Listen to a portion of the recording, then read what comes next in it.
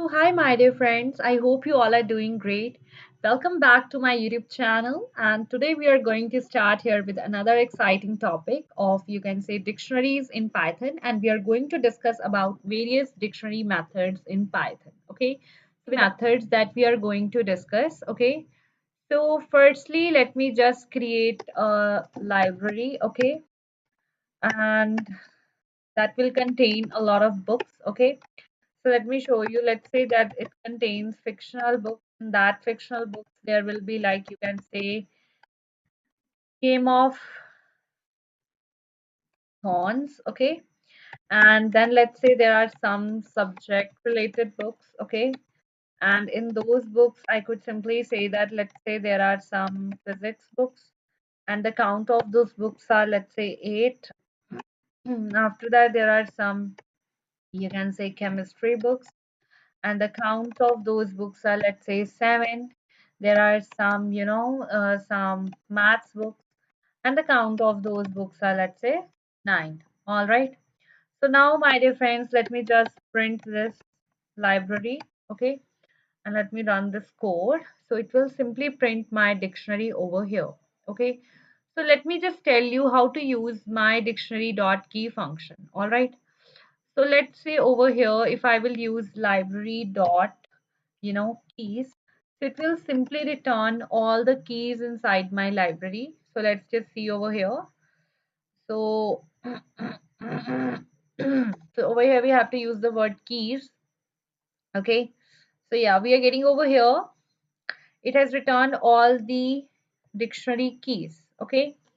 So if I will write over here in outside these keys, I will write over here the word list. So it will simply, return the list, return the key values, all the keys of my dictionary in the form of list.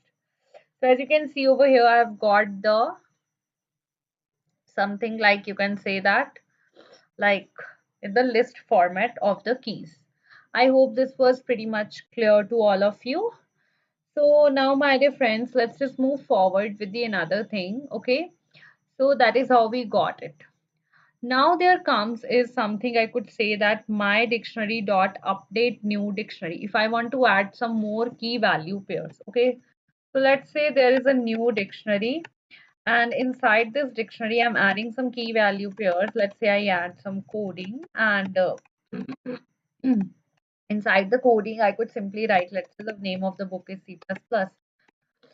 Then I will write over here something, you can say that any other thing you can write. Let's say I will write over here storybooks. So in this storybooks, I could simply say that the storybooks will be related to, let's say, um, something, let's say storybooks of cartoon books. Okay. So that is what I will be getting. Okay. So now I will simply do, I will run this function library dot update. Okay. And then I will write over here new dictionary. I hope this is getting pretty much clear. And then I will simply print my print my library. So it will print all the key values pairs that are present over there. Okay. So yeah, so as you can see over here, so it is, printing all the key value pairs. I hope this is getting pretty much clear to all of you. So after that, let me just tell you another function of the dictionary, that is my dictionary dot values. Okay. So it will simply return all the values inside my dictionary. So let me show that to you, my dear friends. So as you can see over here, so let's say I will write over here without any, yeah.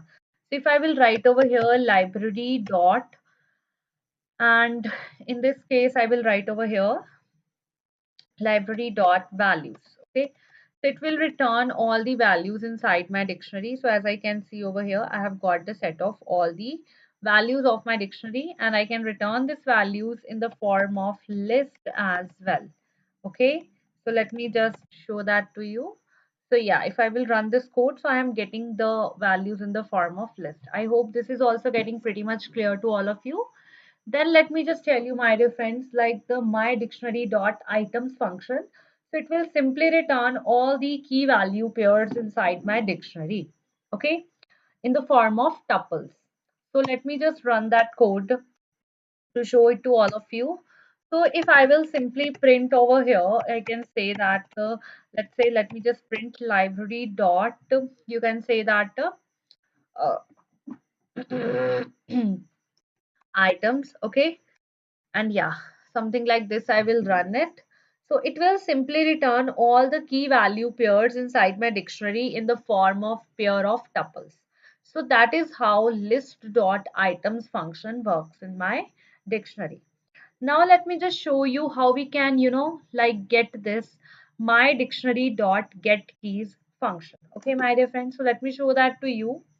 So let's say I will run this code that, let's say I will run print library, and I want to access something like, you can say I will write the value of key over here. Let's say I will write over here functional. Okay. And then I will write over here print, and then I will write library dot get, and in that library dot get I will write over here fictional. Okay, so if I will run this code, in both the cases I will be getting the output as Game of Thrones and also the Game of Thrones. I hope this will be getting visible this way. Yeah, so in both the cases I'm getting the output to be as Game of Thrones. Okay, but if I will write some value, something like that is not present inside my dictionary. So let's say I want to access some books related to computer. All right. So if I will write the word computer over here and run this code, so in this case, the first line will give me an error while the second line will not give me an error. So this line will give me an error. But I can say the second line will not give me an error. I hope this is getting pretty much clear to all of you. So it is a good programming practice to use those codes that do not give me an error. So I will always prefer to use the second line of code in my code, because if in case the value is not present inside my dictionary, it will not give me an error. It will simply return the value none without giving me an error, and it is very good thing. So the lines of code before this, you can say, before this line, and the lines of code after this line, you can say that, after this line, they will be running smoothly because this line will never give an error. So that is why you can say dictionary.get function is really useful and it is used extensively. So these are various dictionary methods that you can use to get the values of the dictionary and to access them and to perform new lesson on the next topic, which would be sets probably. So stay tuned for more, and don't forget to like, share and subscribe to my channel, and do share it video with your friends. Thank you so much.